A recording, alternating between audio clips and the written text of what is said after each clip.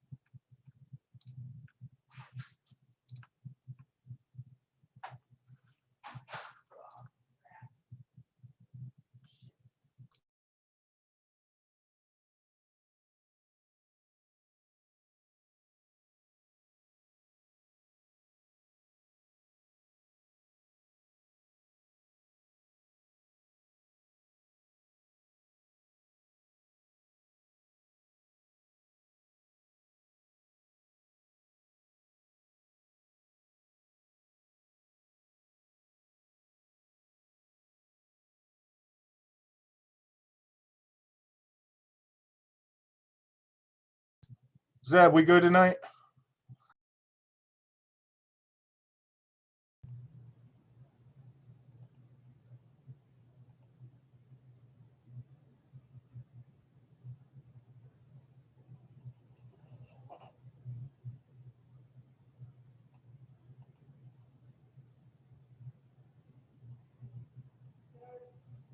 Okay.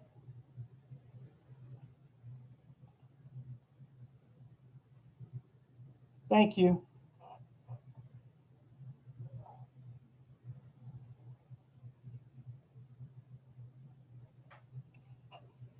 I'm back.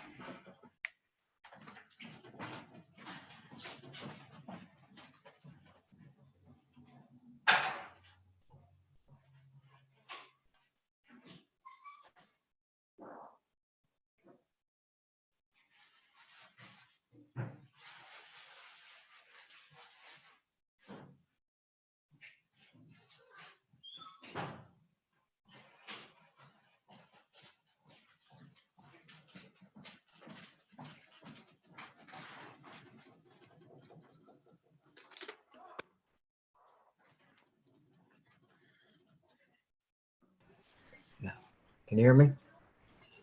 I can hear you, Mick. Thank you.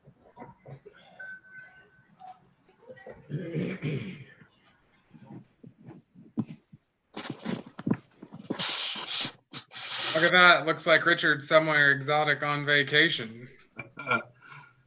Looks pretty inviting, doesn't it? Is that a golf course? That water hazard looks embodying. That's actually Mirror Lake down at Ohio State. Oh yeah, on the big quad. I thought it was Fred Carter Park, but Mirror Lake will do. The Hidden Wonder.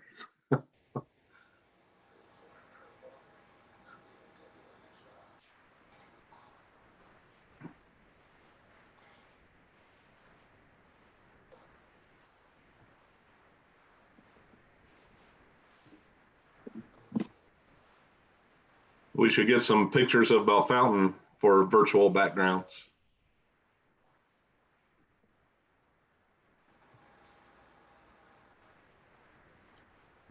I have some from the windstorm on my phone. Maybe I can upload one of those real quick. Yeah. Feel like Zeb's fighting it again tonight.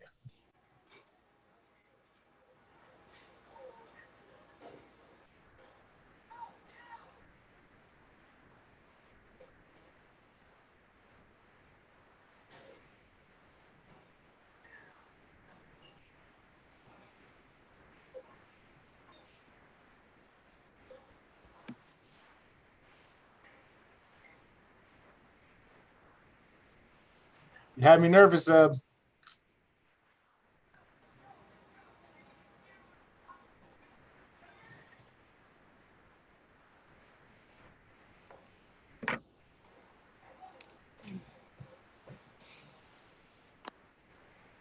You got me? Yep. Yeah, I still had to sign in via my iPad again. So I don't know what the problem is with my computer. But I was prepared. Are you using facial recognition? It may not. It's entirely possible that the beard has thrown it all off, but I don't think so.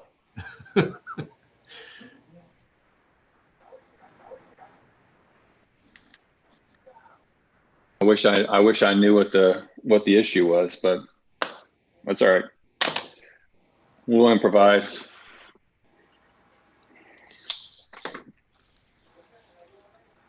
Wasn't caught sleeping this time. I had my iPad ready. How long is that beard now, Zeb? I've been growing it since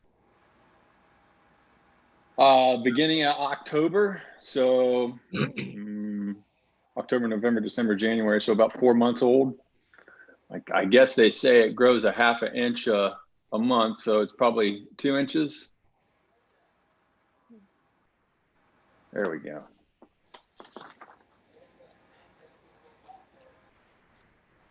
Not quite long enough to be annoying to my wife just yet.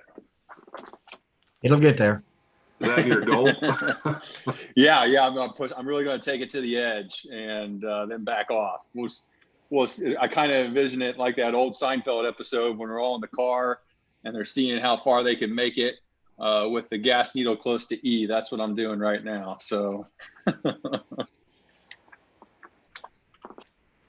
Just so you know, with the gas needle close to E, I one time coasted into the gas station and then ran out of gas. There you go. Perfect. You nailed it. I Perfect. know. I like to live dangerously. I don't have any time to fill up. That just makes me think you're thrifty.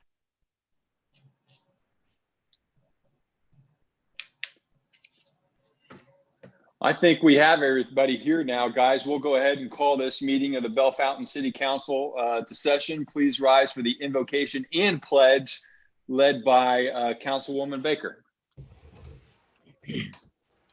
Heavenly Father, we ask that you gift us with hearts that love what is good and in accord with your will. Fill us with your wisdom that we may understand your ways. Give us grace and courage to do what is best for our Bellefontaine community. Watch over our service safety providers and our military as they attend to their duties every day. In Jesus' name we pray. Amen. I pledge allegiance to the flag of the United States of America and to the republic for which it stands, one nation, under God, indivisible, with liberty and justice for all. Thank you. And thank you, Mayor Stoller, for getting the flag up there for us. We appreciate your effort there. You always manage to cover that base for us in case somebody doesn't have a flag at their house. Will the clerk please call the roll? Mr. DeSilma. Mr. Mr. DeSilma is DeSilma? present. Okay. Mrs. James? Here. Mr. Kurtz? Here. Mr. Lau? Here. Mr. Reeser? Here. Mr. Springs? Here. Mrs. Baker? Here. We have a motion to excuse, we don't have any council members absent. May I have a motion to suspend the reading of the minutes? Mr. Springs? I make a motion that we suspend the reading of the minutes. Seconded by Mrs. James. Mr. DeSilma? Mrs. James? Yes. Mr. Kurtz? Yes. Mr. Lau? Yes. Mr. Reeser? Yes. Mr. Springs? Yes. Mrs. Baker? Yes. Are there any additions or corrections to the reading of the minutes? Seeing none, we'll move to administrative reports. First report, Mayor Stoller. Thanks and good evening, everybody. Just a few brief comments. I have one board appointment to also present with you. And then I guess, Zeb, I should have checked with you, but I leave it to you when you would like for me to share the PowerPoint that's prepared for the state of the city, whether it's during my report or at a later time. I'll leave that to you. What in years past have we done that? Have we done that right up front? It doesn't so much matter to me. I think that might be a little easier. So why don't we handle your or board appointments, the rest of your report, and then we'll get into the state of the city, if that's okay. Okay. Well, thanks so much for your patience and your attention. Very exciting. This Friday is when we have a young lady, Morgan Brewer, raise her right hand to be sworn in as a female police officer. We're very excited about that. Jim Jordan has also made appointments. He's coming through on Friday. Not really sure what news he's bringing us from Washington, D.C., but it's always great when our congressman touches base here in Bellefontaine. So he'll be here on Friday. Next week, it's exciting. It's on my calendar. At least there's a groundbreaking for JVS. That's estimated, I think it's coming in now south of $30 million, but it's a big project and exciting for not only young people preparing for their careers, but adult education as well. So we celebrate JVS.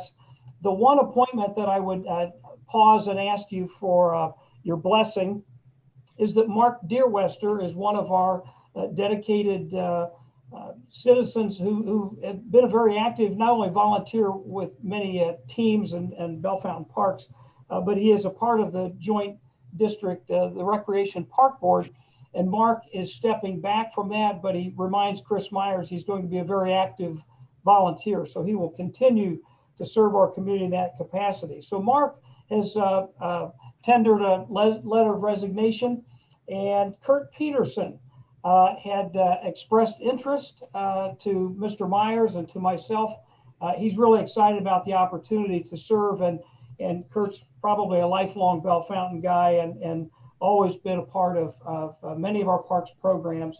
So with that, I would ask the council for a voice vote accepting Kurt Peterson, and then I'll appoint him to the park board. Thank you. Mr. Mayor, just a point of order here. How many years is he appointed to the board? Without Chris, can you help me? I can. Term expiring, it's an unexpired term, so it'll expire December 31st of 2021, and then be back up for reappointment as of January 1 of 2022. Okay.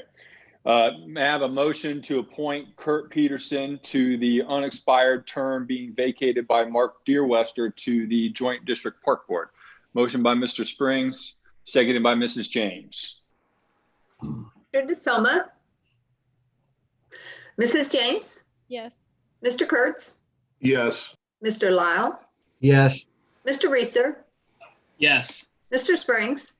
Yes. Mrs. Baker. Yes. Okay, thank you. And Mr. Mayor, if I don't know if that takes us to your state of the city, you may proceed.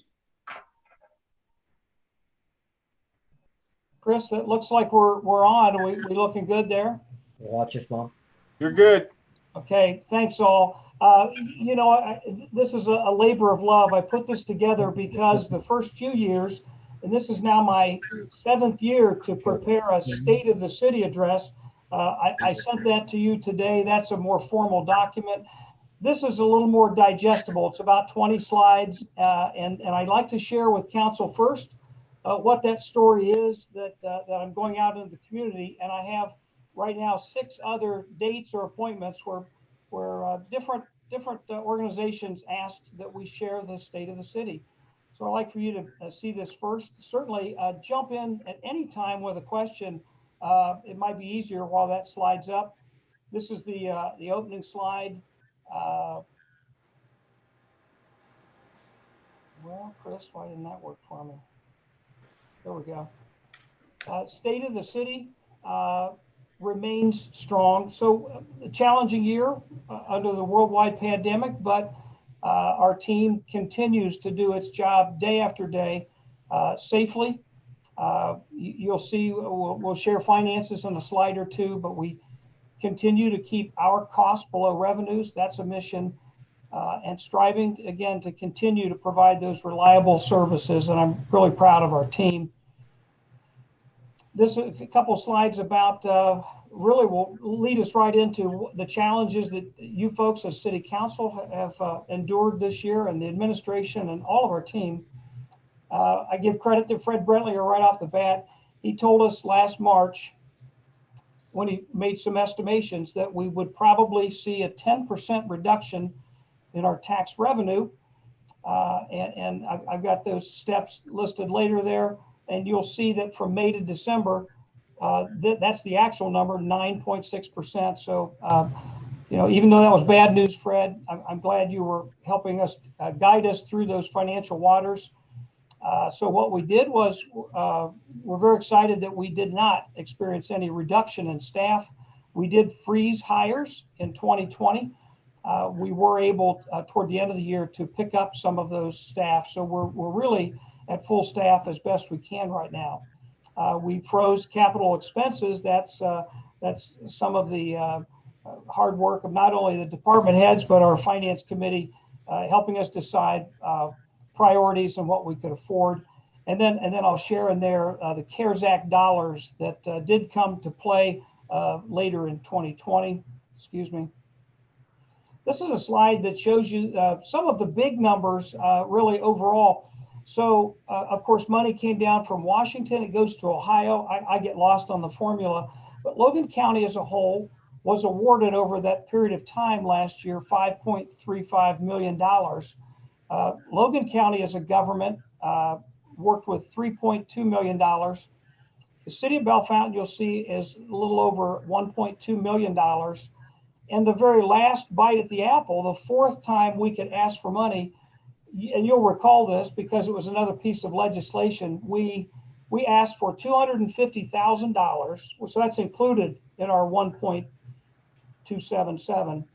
And we gave that to the city schools, the Chamber of Commerce to give to businesses, and the United Way to continue to do their good work. And so that was really a nice opportunity. So, but those numbers are all included in that 1.277 where we asked for others. You also see, I guess our big numbers are that our expenses last year, we held them at around $9 million. And after we had CARES Act dollars, we were at $9.5 million. But if you do the math real quickly, without any federal help, we would have been red ink, even with holding back our expenses. So again, our thanks to the legislative maneuvers at Washington to continue to think about us down here at the community level. Every year I show you this, that you start out there at 2014 when I was first mayor. If you really look at 2020 and compare it 2 years below at 2018, you'll see a real similarity. So we kind of jumped back a year. And so you'll see that our expenditures were about $9 million and they were 8.8 in 2018. And again, it reflects that we actually had more revenue than expenses. Thank you, CARES Act, and thank you to all of you for helping us navigate those. You know, being down $1 million is a big deal in a $10 million budget. Those are just some of the headlines I share. So I remind folks that it was March 24th with the governor's first stay-at-home orders. By May the 20th, and that's not a record we're that proud of, but Logan County had the highest unemployment rate in the state of Ohio. Now today, Chamber of Commerce Economic Development Director would say we're at or under 4%, which is below the state's average. So we're back to work in Logan County. But you know, when you close down Honda and its affiliates, you're looking for a record-breaking year. So again, most businesses were reopened at their own pace there, May and June. And again, our dollars started to come in from federal CARES Act last August. There's a couple of handsome faces. I just thought I'd share a screen. I always, you know, I thank these guys, but I don't take a slide out to thank Josh for creating over 100 pieces of legislation and to oversee not only our legal advice, but the prosecutor's office as well. So thank you, Josh. You'll see a number I share about municipal court. You'll see that last year they saw 6,100 cases, which is actually about a third lower than the year before. And so that's had its impact on the judge's ability to see people, to work with work with folks. And so those numbers are down from the year before, but I share those. You'll see a lot of numbers. And that's one of the reasons I do a PowerPoint. If someone just reads your numbers, it's a little harder to digest. And you'll remember back when Mark Fissel got involved and brought in bond counsel and recommended, just like we refinance our homes, that we refinance the bond. And so I remind you of that again. We saved 50% of the interest rate, which equates to $142,000 over the remaining life of the bond. So well done to those elected officials.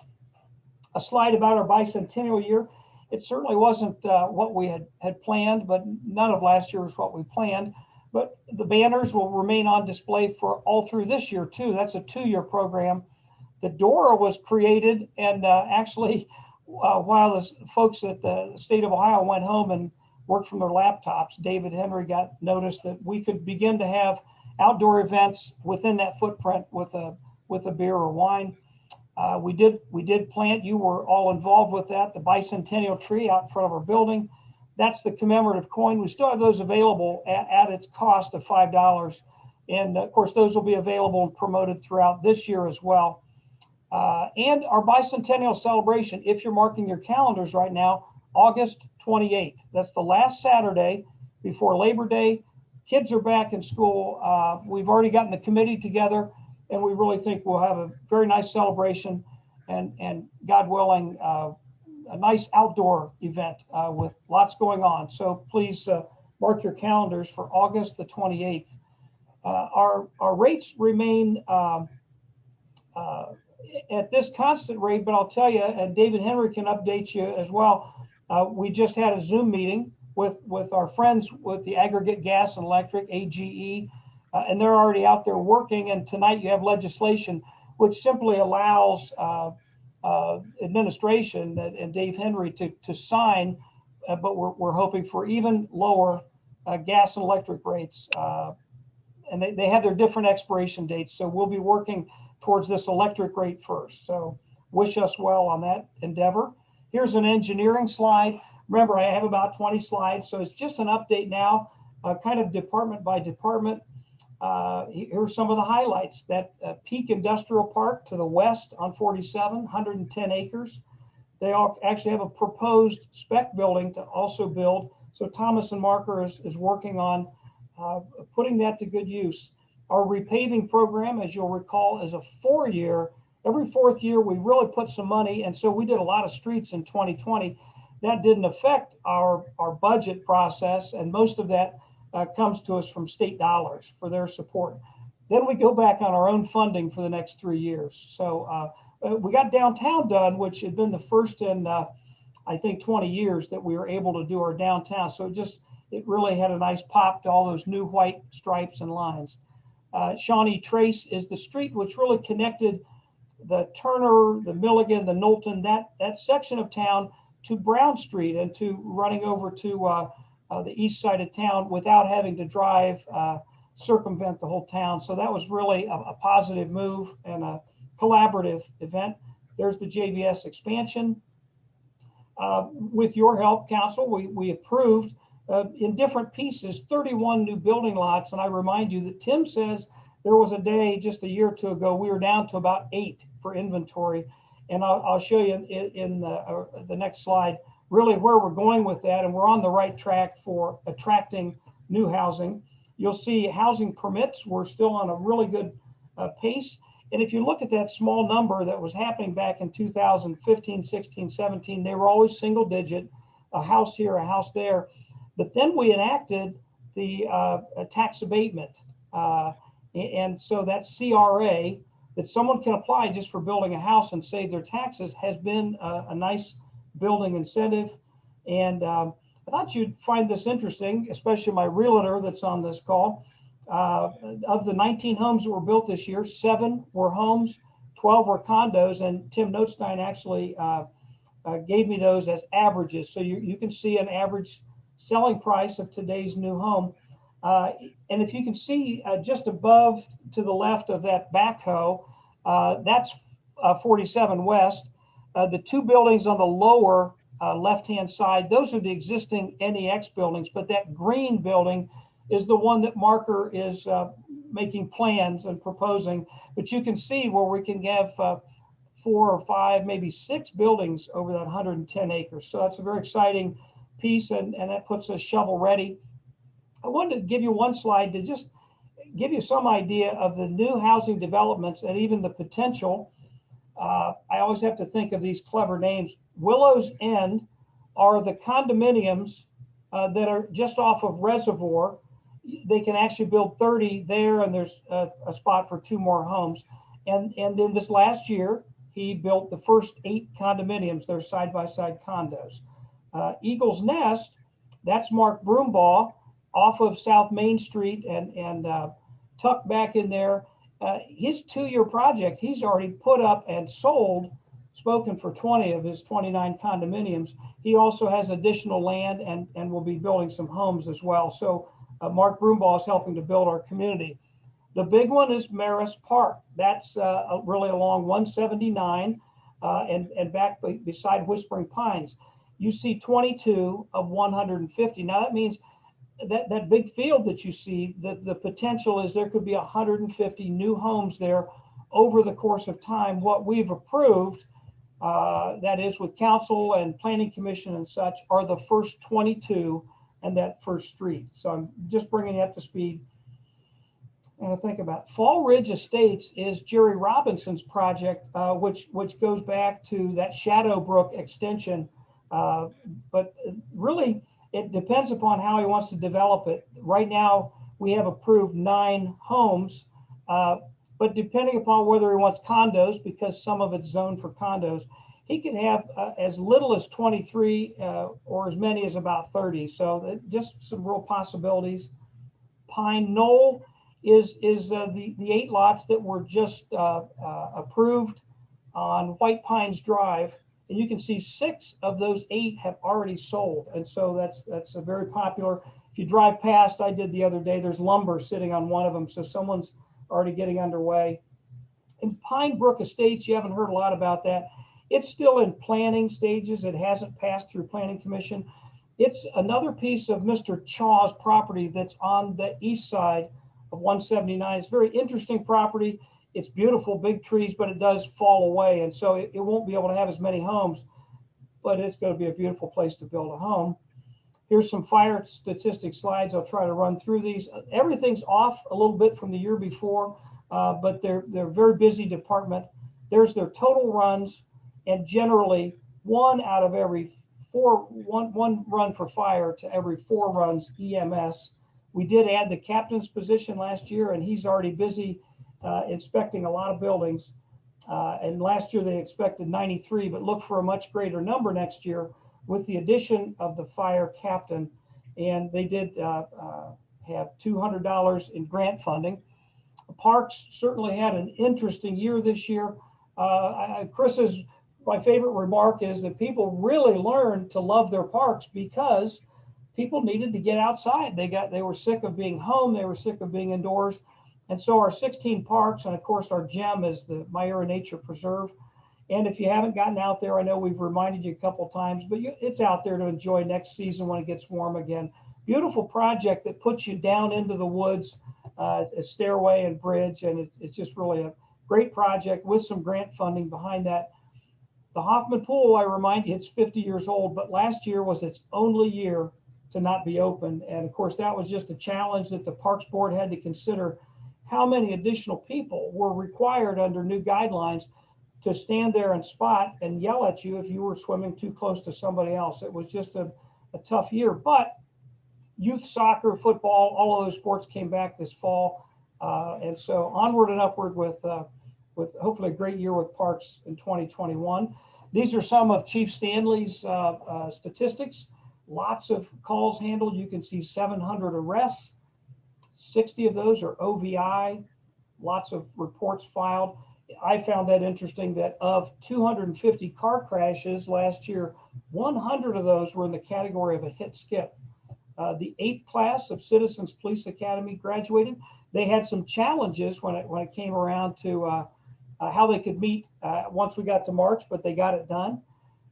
Interesting statistic, love sharing this with council. So our K9, Budig, actually was deployed 60 times last year, and he ran down 18 felons and also helped us confiscate firearms and drugs and lots of other things.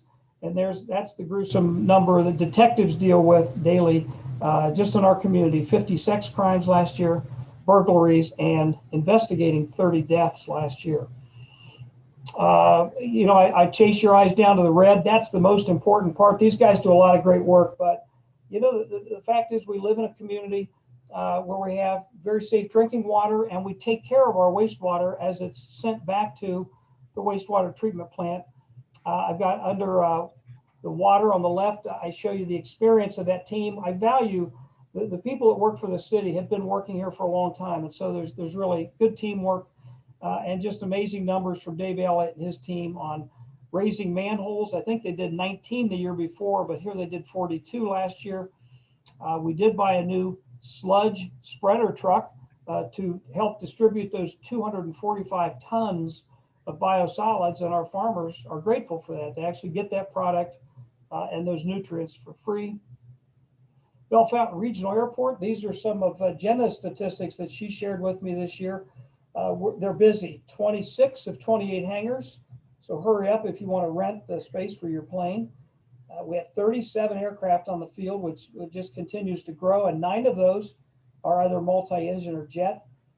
Amazing numbers with Steve Buckenroth and with the other instructors. 255 licenses or certificates issued last year. These numbers represent a fair portion of all of the licensing, not only in the state of Ohio, but of course we have visitors from multiple states that come and see us. I showed you a picture of an airplane, I'm sorry, a seaplane. Jenna will probably quickly say ours isn't red. I just cut and paste a fun picture in there, but Steve will actually he's just adding to the motor glider and the seaplane are other ways that people will come to Bellefontaine, spend their dollars here, but they will get certified with Steve and his team out there. So we're grateful for all those efforts at our airport. This is a slide from Wes. Again, always pleased with, I think last year it was either 89 or 90%, but so 9 out of 10 of those 609 letters that Wes sends to somebody that says, hey, we need you to pay attention to this, that, or the other thing, it gets resolved, and some of the other ones get to go to court. I'm also very proud, if you look at the lower portion of that slide, that Wes is very active in the Ohio code enforcement officials. He serves presently as the vice president, and then our LUC, our Logan Union Champaign Planning Commission. He's also an officer and moving through the chairs there. So Wes just does a whole lot of things, administers grants, oversees a lot of our projects. So we try not to pile more things on him. He's our go-to guy, and Wes just gets it done. Tax and utility, time sure flies. We've now completed 5 years with Rita.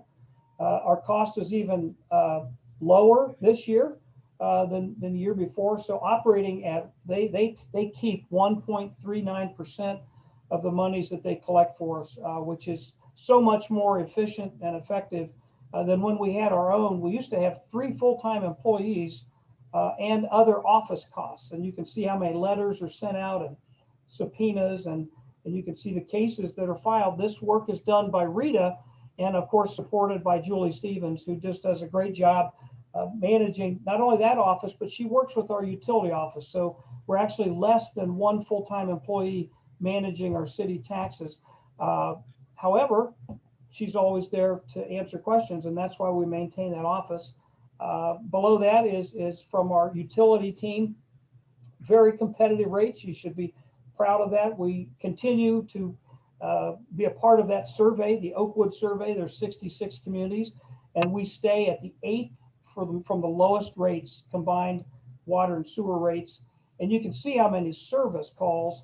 And look at that second one, 2,400 notifications of leaks to our businesses, to our residents that say, you may want to have a plumber come in, you may want to jiggle the handle on your toilet, but you're paying for water and it's running. So very useful service.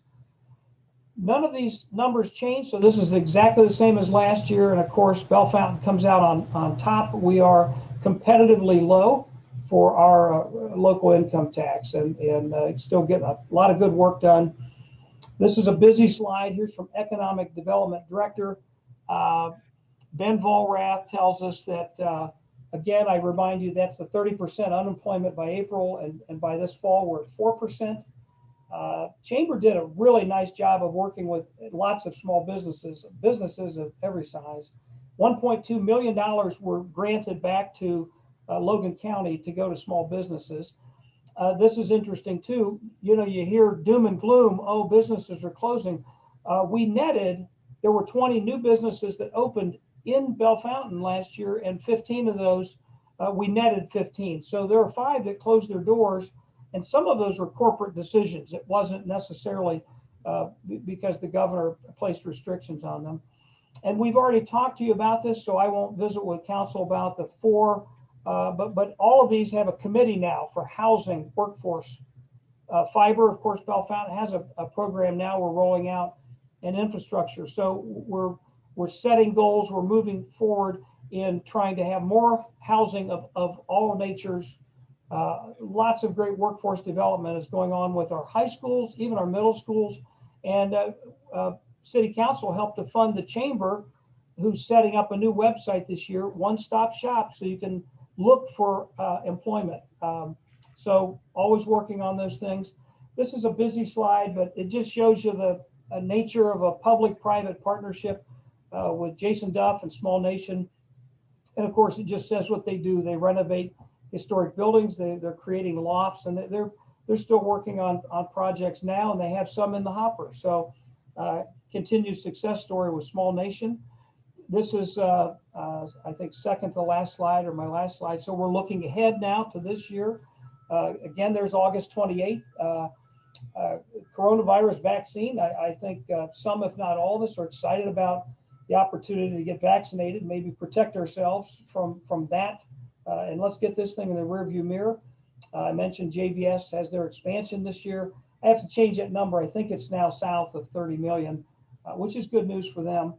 Later this year, we should be cutting a ribbon at Campbell Landing, and also, of course, widening Sandusky and having a real nice improvement there on the east end for apartments.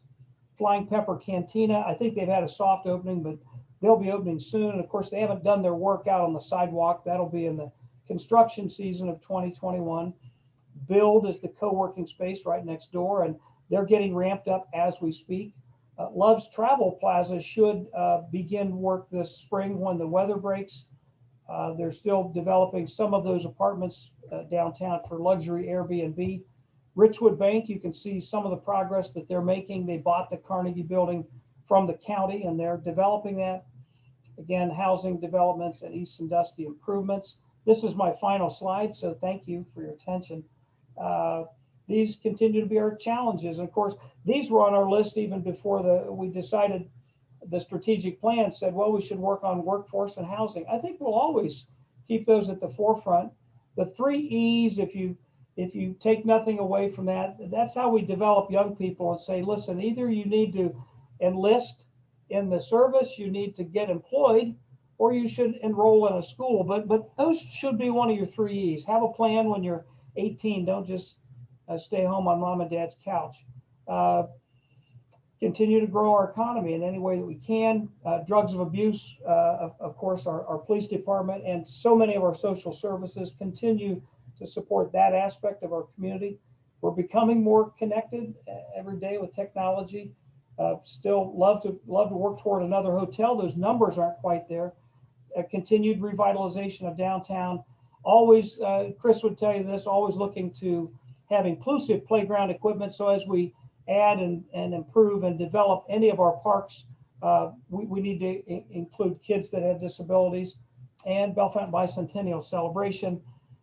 And I thank you. I tried to rush through that as best I could. Use 20 minutes if I rush, 30 if I don't. Mr. President, that ends my presentation. I'd be glad, though, to go back to anything if there are any questions.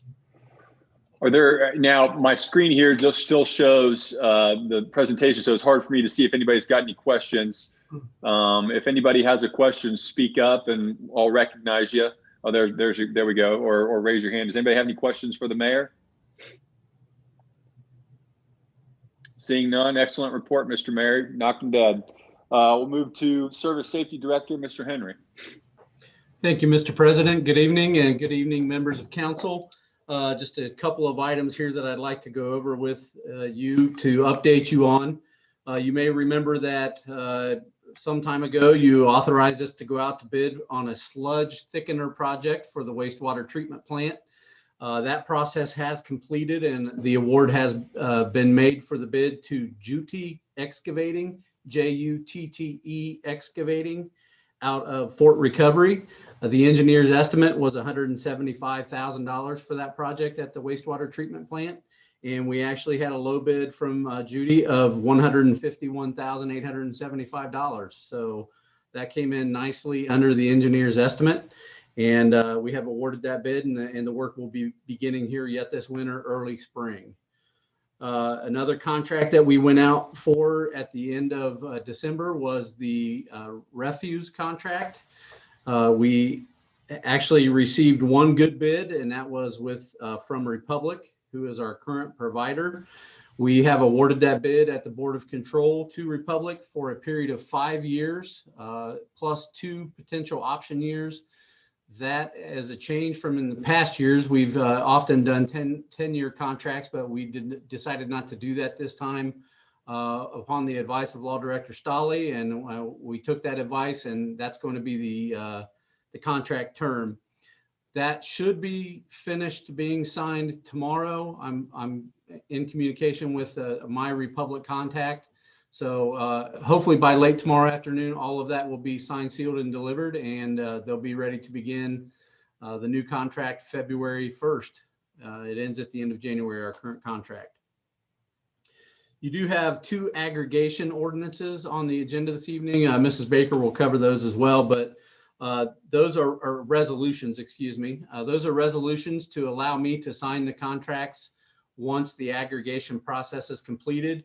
The natural gas aggregation contract is actually already starting to be negotiated now by Affordable Gas and Electric. The mayor mentioned that earlier. Jordan Harmon, you may remember, is a young man who represents that company, who has visited here many times. Of course, now with the coronavirus, he hasn't been here, but we have visited by Zoom, and they are already out in the marketplace for the natural gas contract. We don't know the terms of that yet. We do anticipate that we'll know those sometime in late March. Early April, there will be an opt-out letter that'll get sent out to all residents. You have the opportunity to opt out if you don't want to be part of the program. If you don't, you'll be automatically enrolled. We believe that we're going to have a very good and competitive rate, if not an excellent rate, that people should want to be a part of. But if you don't want to, you don't have to. We like to say, if you can find a better rate, you should take it. There's no penalty to not participate in the city program. The second resolution is for electric, which is actually expiring in December, but we thought we would go ahead and get that ordinance, or excuse me, again, resolution passed now, so that when that comes up, we'll already have that taken care of and we can move forward with that. Just a quick snapshot of statistics. There are 8,700 veteran accounts that are a part of the aggregation program. 90% of those are residential. The big cities that are involved really are Bellefontaine, Sydney, and Greenville. And there are many other smaller villages and smaller cities that are in that program too with us that are part of the aggregation. 85% of the eligible accounts participate. So I think that statistic shows that in general, it's a well thought of program and people are finding it to be a good value for them. So again, an opt-out letter will go out in early April, and the new rates should be in place for the May billing period, which will then be paid in June. So I just wanted to update you on that. The last thing I would like to request, Mr. President, we've had a horse carriage operator in the city who is looking to potentially operate more here. He has contacted my office and he wants to make sure that he was doing things correctly and playing by the rules. Upon looking into the rules, myself and Mr. Dodds, Wes Dodds, and Law Director Stolle, we're not really sure we have anything that covers this currently. I think Mr. Stolle's research has shown that many communities kind of legislate these like they're a taxi cab or another type of livery service. So I guess I would ask, Mr. President, if you would entertain the thought of potentially assigning that to a committee for consideration if we want to legislate, or how you want to do that. Yes, thank you, Mr. Henry. I did receive your email and the attached proposed legislation, and I'll refer that to Mr. Reeser and the Streets Committee for further consideration. Okay, thank you. That is my report, Mr. President. Thank you, sir. Okay, any questions for Mr. Henry? Seeing none, we'll move to Law Director's report. Mr. Stolle. Thanks, Mr. President.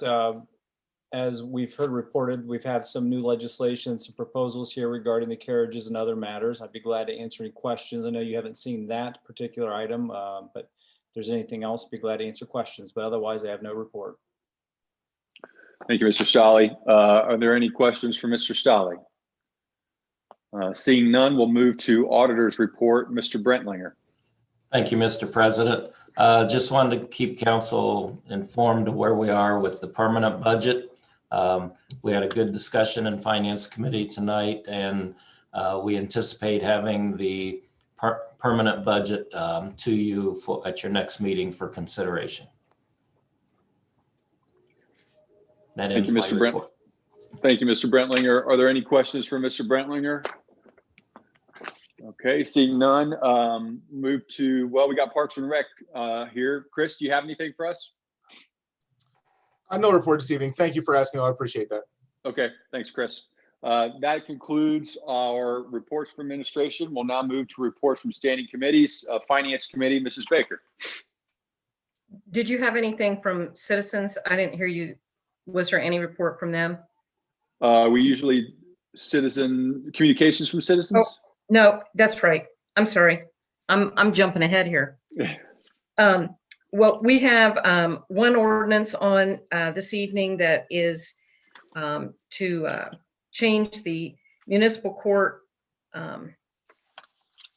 prosecutor into a different category for payment, so that it's off of the scale with the department heads and supervisors.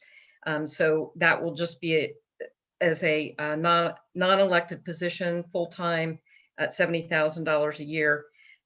That is will be retroactive back to January 1st of 2021. 60% of that is paid by the city, 40% is paid by the county, and we're asking for first reading only on that one. And then we have one ordinance for second reading, and that is to allow the service safety director to go out for the, well, this is for the Blue Jacket Creek enclosure project. That is, will be a culvert that will be along Ludlow. It's the stormwater utility construction fund. We'll be paying that kind of between Irwin Animal Hospital and Washington Avenue. Because that is ready to go, that project will be about $280,000. We are going to ask to waive the 3 reading rule and ask for second and final on that one. And that ends my report, Mr. President. Thank you. Thank you, Mrs. Baker. Rules Committee, Mr. Kurtz. I have no report tonight. Thank you, Mr. President. Thank you, Mr. Kurtz. Safety Committee, Mr. Lyle. You're on mute, sir. I think Josh had a question. Josh? Yeah, Mr. President, sorry. To go back to Mrs. Baker's report, I just wanted to elaborate on the prosecutor amendment. This isn't changing the compensation for 2021. In 2021, we moved that position over to the supervisor and department head pay scale, and it had an unintended consequences of allowing the potential of an additional per hour incentive increase based on educational attainment, which of course to be the lawyer, you have to have an undergraduate degree and a doctor's in law degree. So that was not the intention. It's the rate that was negotiated and agreed upon. And so we wanted to remove that back off of that pay scale for that reason. So the rate will remain the same. We say in effect retroactive back to January 1st. That is just to eliminate any, potential confusion regarding that time period when it was on that paid scale for, as a supervisor. So that's all I wanted to add for council's edification. Thank you, Mr. Solly. Sure. And Mr. President, no report. Thank you. Thank you, Mr. Lyle. We'll move to Utilities Committee, Mr. Springs. Sorry about that. We have two resolutions tonight, which Mr. Henry just went over in his report. Therefore, the aggregation of electric and gas, one expires in April and one in December. And it's just allowing him to sign the new contracts. And that concludes my report. Thank you, Mr. Springs. Streets Committee, Mr. Reeser. No report this evening. Thank you, Mr. President. Sidewalks, Curbs, and Parks Committee, Mrs. James. Thank you, Mr. President. I have no report. Thank you, Mrs. James. Audit Committee, Mr. DeSoma. I take, Mr. DeSoma, you were on mute, so I take that as no report. Can you hear me now? I got you now. Okay, no report, Mr. President. Okay, thank you, Mr. DeSoma. That concludes our report to standing committees. We'll now move to communications from citizens. This is the portion of our meeting where we welcome communications from citizens. Due to the standing rule and order of the president, all communications from citizens must be submitted in writing to the clerk the Sunday immediately preceding the city council meeting. The clerk has informed me there were no communications from citizens this week. So that will conclude our communications from citizens portion of our meeting. We'll now move to ordinances and resolutions for first reading. An ordinance amending Ordinance 2083, authorizing and providing for compensation of certain department heads and supervisors, including the Bellefontaine Municipal Court prosecutor, removing the prosecutor from said pay classification, confirming the full-time prosecutor position and pay, and declaring an emergency in the city of Bellefontaine, Ohio. Mrs. Baker. Motion to pass on first reading only. Seconded by Mr. Springs. Mr. DeSoma. Yes. Mrs. James. Yes. Mr. Kurtz. Yes. Mr. Lyle. Yes. Mr. Reeser. Yes. Mr. Springs. Yes. Mrs. Baker. Yes. A resolution authorizing the Service Safety Director to enter into an agreement for the purchase of electricity for the municipal opt-out electricity aggregation program for the city of Bellefontaine, Ohio. Mr. Springs. Motion to adopt. Seconded by Mr. Kurtz. Mr. DeSoma. Yes. Mrs. James. Yes. Mr. Kurtz. Yes. Mr. Lyle. Yes. Mr. Reeser. Yes. Mr. Springs. Yes. Mrs. Baker. Yes. A resolution authorizing the Service Safety Director to enter into an agreement for the purchase of natural gas for the municipal opt-out natural gas aggregation program for the city of Bellefontaine, Ohio. Mr. Springs. Motion to adopt. Seconded by Mr. Kurtz. Mr. DeSoma. Yes. Mrs. James. Yes. Mr. Kurtz. Yes. Mr. Lyle. Yes. Mr. Reeser. Yes. Mr. Springs. Yes. Mrs. Baker. Yes.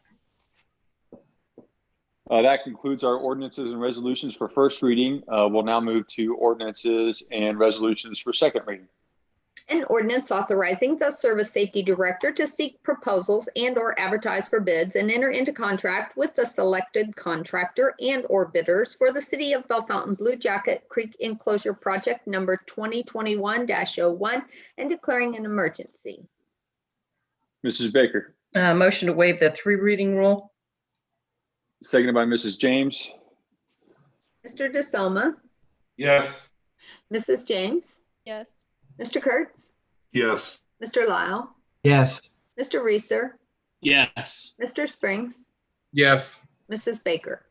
Yes. Mrs. Baker. Motion to pass on second and final. Seconded by Mrs. James. Mr. DeSoma. Yes. Mrs. James. Yes. Mr. Kurtz. Yes. Mr. Lyle. Yes.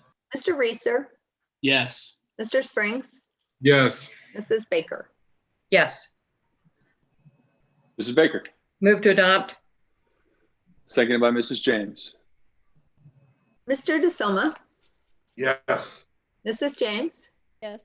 Mr. Kurtz, Yes. Mr. Lau, Yes. Mr. Reeser, Yes. Mr. Springs, Yes. Mrs. Baker. Yes. That concludes our ordinances and resolutions for second reading. There are no ordinances or resolutions for third reading. So that will conclude our legislative agenda for this evening. Are there any communications from the clerk? None, thank you. Okay. Are there any communications from members of council? Okay. Just a point of order here. Last meeting we had discussed the public information that is available on the city's website as far as how to reach your council person, addresses, email addresses, phone numbers. Maybe it might be a little bit different from anybody. I kind of asked you guys to kick that around to see if anybody had any thoughts on that due to the recent sort of phishing scams that we've had. Anybody got any comment on that? Any ideas or thoughts on what to do, Mrs. Baker? I don't know how to do it, but I know that when you go to Bellefontaine's website and you want to contact a teacher, you don't see what that site is or where you're doing that. It's just a click. So you don't see something that's just open to, send an email. So I don't know if that's something that can be done through our website, but am I correct on that, Jordan, that you don't see where it's going, but you're connecting to that person, you see a name. So sort of similar, and let me interject here, Mayor, before you say something, is sort of similar to where it may list the council person, you click on that council person and it generates an opportunity or an ability to type a message to that council person? Yes, that's the way it is with Bellefontaine. Okay, Mr. Mayor, did you have something to comment? I'm glad to reach out in the morning. They do some amazing things with that, and I'll get back with you. But I think that's a great request, and I'll ask if they list the name and somehow it's highlighted, but not list. You may not even list a phone number. I'd have to look and see what's on our web page right now. But it doesn't have a phone number, but of course, a teacher in the classroom, I mean, you don't want people just calling all times of the day. So that part might be a little different. I don't know. But I don't know. I don't know how we can do that. But I know as far as our issues have been coming through email. Correct. And possibly also, a text message too, maybe if we have our phone numbers on there, whoever might be able to access that and say, hey, Josh, this is Mick. I need you to send me $100. And Josh might not have Mick's number in his phone, so he doesn't know who it is. And, so maybe that might be a consideration where we just list the city's phone number or no phone numbers at all, just for that sole security purpose. I'm on the website now. I pulled up Kyle Springs just to pick on him. And when you grab his picture, it's also got, I'll read that there, but it's kylesprings@gmail.com. And I think what you're asking me is that there's a link that someone could send Kyle a message, but they don't actually get to see his email address. Is that That's right? Yeah, it just says send a message and you don't see what that email is. And then, but I've had issues before because with the name of Baker, when I was at High Point, I would sometimes get some really weird things. And the IT person said, well, who gets those, the other people, their last names are Smith, their last name, because we have a generic email. Now for us at council, we don't have city email addresses. But well, why don't we allow the mayor maybe to look into that, like he said, and see if it's an issue. And then maybe at the next meeting, he can report back and see what he finds. And then at some point, maybe we make the decision as an individual member of council, what information you want to have available to contact you. I know that's been a concern of some of our members, and as far as privacy is concerned, for certain important reasons. And we can let the individual council person decide what information they want to be available to be contacted by. Additionally, I've just scanned through like 4 of yours. I noticed that, for instance, Debbie Baker, Zeb, you have a brief description of yourself, which you're comfortable sharing. Mm-hmm. There are several of those that are blank, and so I may remind you I'll email just you. If you'd like something said about you, like we have 3 children, we're married, we have 1 dog, whatever you want to say, maybe how you've served the community or your profession outside of city council. But if you want to add a bio, I notice some are blank and some are not. So I would also invite you to populate that through me. It's really easy to do. You would send it back to me. I push it to the support team, and it's on there in minutes. But I can definitely ask him to make that a link to communicate with you, but they don't get to see. I think he can do it. It sounds great. And I think mine's 10 years old, so you might want to look at that too. I might need to review that. Well, born mine as well. Husband Ron, 40 years. How many years are you married? A little longer than that. Okay. Okay. Thanks, everybody. Okay. Any other comments or anything from any of the members of council or administration?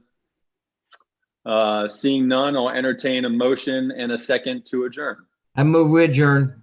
Moved by Mr. Lyle, seconded by, I saw Mr. Springs' hand up first.